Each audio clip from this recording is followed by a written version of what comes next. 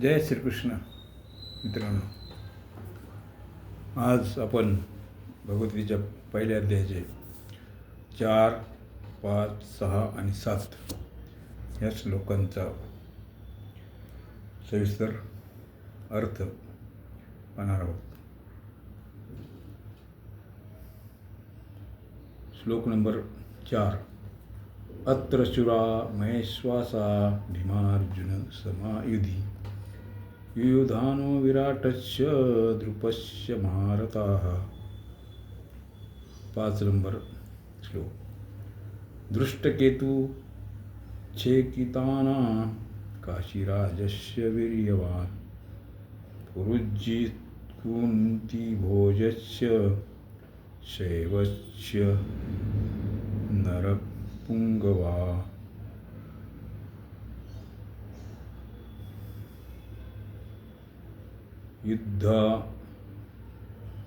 युद्धस्य विक्रांत उत्तमोजस्य वीर्यवान् सौभद्रो द्रौपदस्य सर्व एवं महारथाः. या तिन्ही श्लोकांचा अर्थ सविस्तरमध्ये अशा प्रकारे आहे. सूर अत्र सुर महेश्वासा भीमार्जुन समायुधी.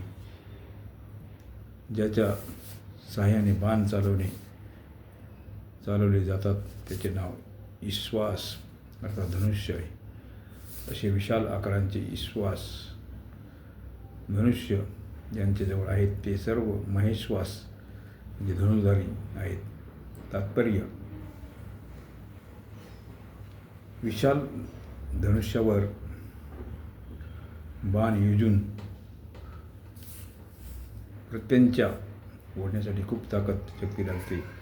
शक्तीनिशी सोडलेला बाण विशेष मारा करतो. असे विशाल धनुष्य जवळ बाळगत असल्याने हे जे सर्व खूप बलवान आणि शूरवीर आहेत. हे सामान्य योद्धे नव्हेत. युद्धकलेमध्ये ते भीम आणि अर्जुनासारखे निपुण आहेत. अर्थात भीमाप्रमाणे बलवान आणि अर्जुनाप्रमाणे शस्त्रकलेमध्ये निपुण आहेत. युयुधाने अर्जुनापासून शस्त्रास्त्र विद्या शिकली होती. म्हणून भगवान श्रीकृष्णांनी दुर्योधनाला आपले नारायणी सैन्य दिले. तरीही तो अर्जुनाशी कृतज्ञता व्यक्त करण्यासाठी अर्जुनाच्या बाजूने उभा राहिला. दुर्योधनाच्या पक्षात गेला नाही. दुर्योधनाच्या मनात अर्जुनाविषयी द्वेषभावना निर्माण करण्यासाठी दुर्योधन महारथांपैकी सर्वप्रथम अर्जुनाचा शिष्य युयुधानाचेच नाव घेतो. तात्पर्य, हा अर्जुन तर पहा, ज्याने आपणापासूनच विद्या ग्रहण केली आणि जगामध्ये तुझ्यासारख्या कोणीही धनुर्धारी होणार नाही असा प्रयत्न करीन असे वरदानही आपण अर्जुनाला दिले आहे. अशा प्रकारे तर शिष्य अर्जुन याचेवर इतका स्नेह आहे, परंतु तो कृतज्ञ होऊन विरुद्ध बाजूने लढण्यास उभा आहे. पण अर्जुनाच्या शिष्य सात्यकी मात्र ते आपल्या गुरुच्याच पक्षात उभा आहे.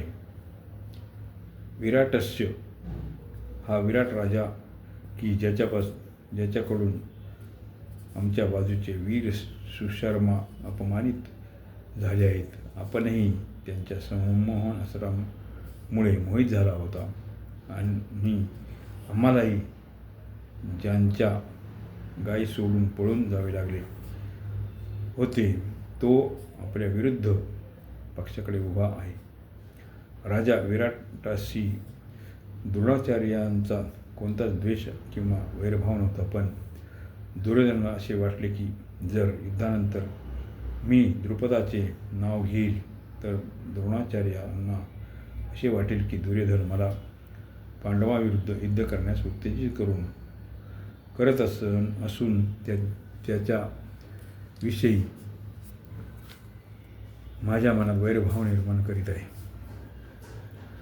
म्हणून दुर्योधन धूर्तपणे द्रुपदापूर्वी विराटाचे नाव घेत आहे की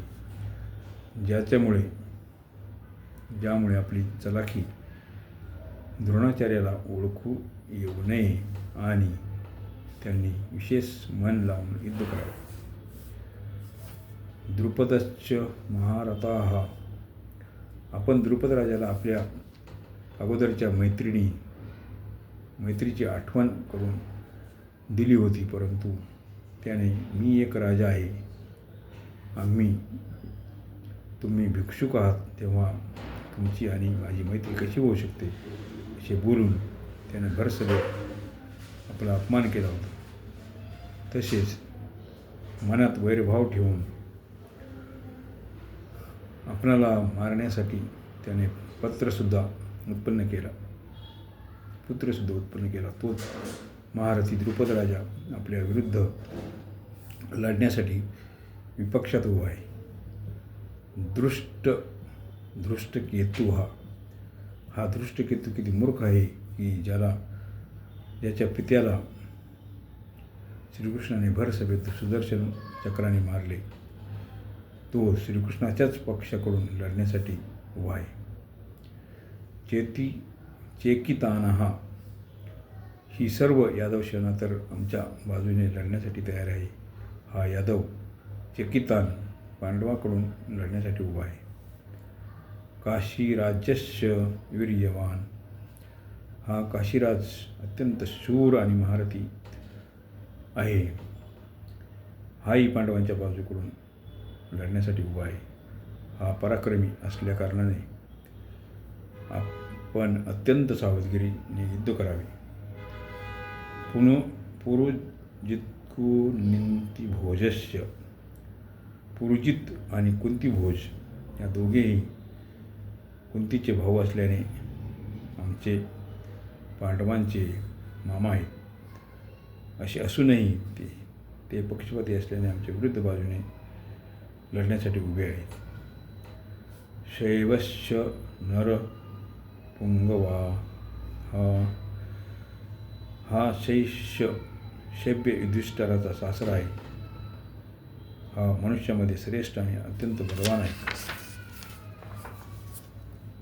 परिवाराच्या दृष्टीने हा आमचाही नातलग आहे.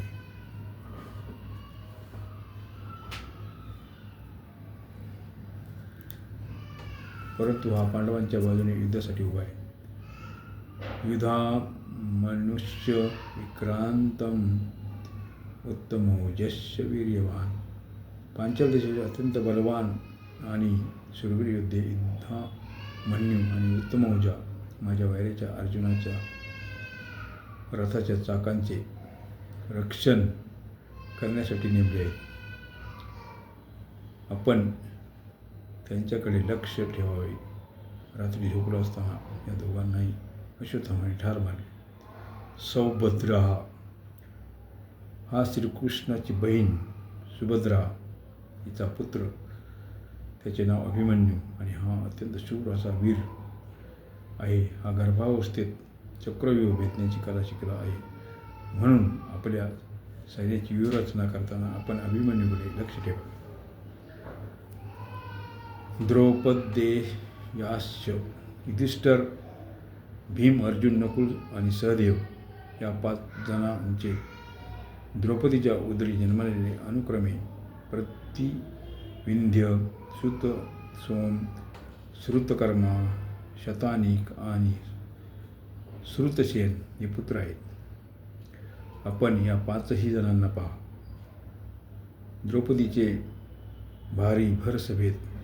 द्रौपदीने माझी भरसभेत थट्टा करून माझे हृदय दुखवले आहे.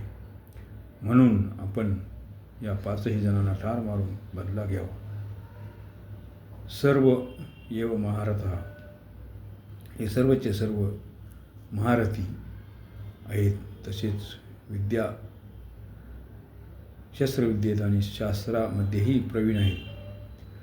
युद्धामध्ये जो वीर एकटाच 10,000 धनुर्धारी सैन्याचे संचलन करू शकतो असा वीर पुरुषास महारथी म्हणतात. असे कितीतरी महारथी पांडवांच्या बाजूने लढाईसाठी उभे आहेत. अध्याय 7. अस्माकं तु विशिष्टा एतन्निबोध द्विजोत्तम नायका मम सैन्यस्य सज्जार्थ ते. व्याख्या. अस्माकं तु विशिष्टा एतन्निबोध द्विजोत्तम. दुर्योधन द्रोणाचार्यांना म्हणतो की हे द्विजश्रेष्ठा, ज्याप्रमाणे पांडवांच्या सैन्यामध्ये श्रेष्ठ महारथी आहेत त्याचप्रमाणे आमच्या सैन्यामध्ये सुद्धा त्यांच्या सैन्यातील महारथ्यांपेक्षाही काही कमी दर्जाचे महारथी नाही, तर त्यांच्यापेक्षा श्रेष्ठ दर्जाचे महारथी आहेत. त्यांनाही आपण समजून घ्या. 3ऱ्या श्लोकामध्ये पश्य आणि या ठिकाणी बोध क्रिया देण्याचे तात्पर्य पांडवांचे सैन्य तर समोर आहे म्हणून ते दाखवण्यासाठी दुर्योधन पश्य या क्रियेचा उपयोग करतो. परंतु आपले सैन्य समोर नाही, अर्थात आपल्या सैन्याकडे द्रोणाचार्याची पाठ आहे म्हणून त्याविषयी पाहणं म्हणता त्यांच्याकडे लक्ष देण्यासाठी दुर्योधन निबोध या क्रियेचा प्रयोग करतो. नायका मम सैन्यस्य यज्जार्थ ताम्रविते.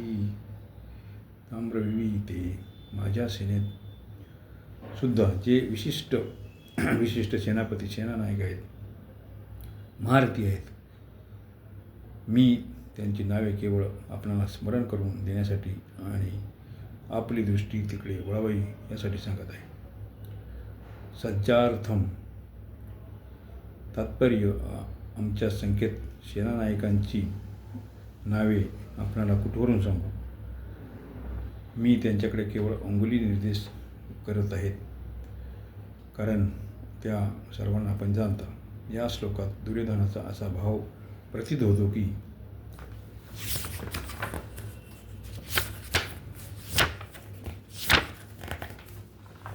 आमचा पक्षही काही कमजोर नाही, परंतु राजनीतीनुसार शत्रुपक्ष कितीही कमजोर असला तरी, आपला पक्ष किती बलवान असला तरी कोणत्याही परिस्थितीत शत्रुपक्षाला कमजोर समजू नये आणि आपल्या कोणत्याही प्रकारची उपेक्षा, उदासीनता इत्यादी भावना येऊ देऊ नयेत म्हणून सावधगिरीने मी आपणाला या सैन्याविषयी बोललो आणि आता आपल्या सैन्याविषयी सांगतो. दुसरा भाव असा की पांडवांच्या सेनेला पाहून दुर्योधनावर त्याचा फार प्रभाव पडला आणि त्याच्या मनामध्ये थोडे भयसुद्धा उत्पन्न झाले, कारण संख्येने कमी असले तरी पांडवांच्या सैन्यामध्ये पुष्कळचे धर्मात्मे होते, स्वतः श्रीकृष्ण भगवानही होते. ज्या पक्षात धर्म आणि भगवान असतात त्याचा सर्वांवर मोठा प्रभाव पडतो. अत्यंत पापी आणि दृष्ट व्यक्तीवरही त्याचा प्रभाव पडतो. इतकेच नव्हे तर पशु पक्षी वृक्ष लता इत्यादीवरही त्याचा प्रभाव पडतो, कारण धर्म आणि भगवान नित्य आहेत. भौतिक शक्ती कितीही उच्चतम असो त्या सर्व अनित्यच आहेत. म्हणून पांडव सेनेचा दुर्योधनावर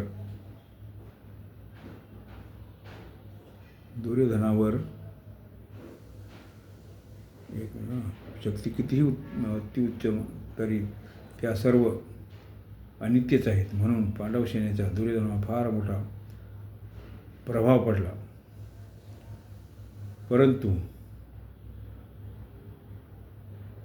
परंतु त्यांचा भौतिक शक्तीवर मुख्यत्वाने विश्वास असल्याने